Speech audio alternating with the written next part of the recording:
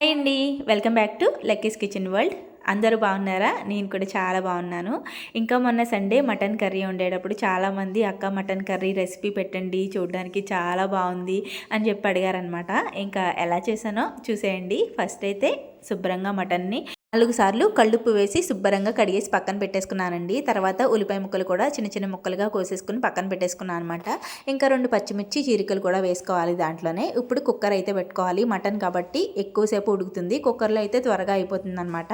Cooker పెట్టుకొని oil అయితే నేను 2 స్పూన్లు వేసానండి. ఎందుకంటే మటన్లో కొంచెం కొవ్వు ఉందనమాట. ఆయిల్ ఎక్కువ పైకి తేలిపోతుంది కదా అని చెప్పి తక్కువ ఆయిల్ వేసాను. మీరు ఎక్కువ వేసుకోవాలి అనుకుంటే వేసుకోవచ్చు. ఆయిల్ వేసేసుకొని ఆయిల్ హీట్ అయిన తర్వాత ఉల్లిపాయలు పచ్చిమిర్చి వేసేసుకొని బాగా వేగనివ్వాలి. ఉల్లిపాయలు కొంచెం వేగిన తర్వాత 1 స్పూన్ పసుపు కూడా వేసుకోండి. నేను పసుపు ఎక్కువనే వాడతానండి కూరల్లో. మీకు కావలిస్తే కొంచెం తగ్గించుకోవచ్చు. పసుపు కూడా వేయించుకొని ఉల్లిపాయలు బాగా వేగిన తర్వాత మటన్ కడిగేసి పెట్టుకున్న మటన్ ఉంది కదా, అది కూడా వేసేసుకొని తర్వాత 2 స్పూన్ల అల్లం వెల్లుల్లి పేస్ట్ వేసుకోవాలండి. మనకి చికెన్ స్మెల్ రాకుండా ఉంటుందన్నమాట అల్లం వెల్లుల్లి పేస్ట్ వేసుకోవడం వల్ల.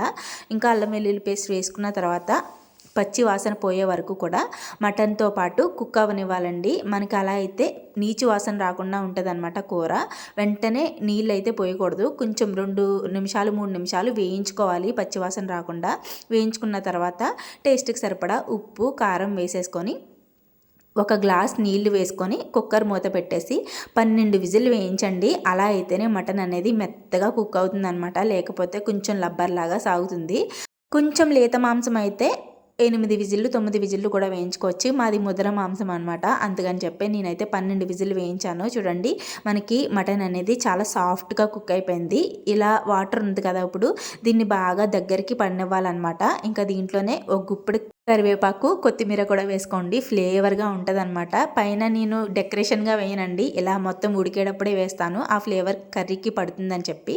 ఫైనల్గా కూర దగ్గర పడేటప్పటికి మసాలా పొడి అయితే వేసుకోవాలి. మీరు ఇంట్లో గరం మసాలా పొడి ఉంటుంది కదండి, అది కూడా వేసుకోవచ్చు. లేకపోతే మటన్ మసాలా ఉంటుంది కదా, అది వేసుకున్న టేస్ట్ బాగుంటుందన్నమాట. వేసుకున్న తర్వాత ఒక 10 నిమిషాలు ఉడకనిచ్చి ఇలా కర్రీ అనేది ఈ కన్సిస్టెన్సీలో ఉన్నప్పుడు దింపేసుకున్నాం అనుకోండి, చల్లారేటప్పటికి కొంచెం బిగుచుకుంటుంది అనమాట. మనకి గట్టిగా గ్రేవీ గట్టిగా అయిపోదు, మనకి లూజ్గా బాగుంటుంది టేస్ట్.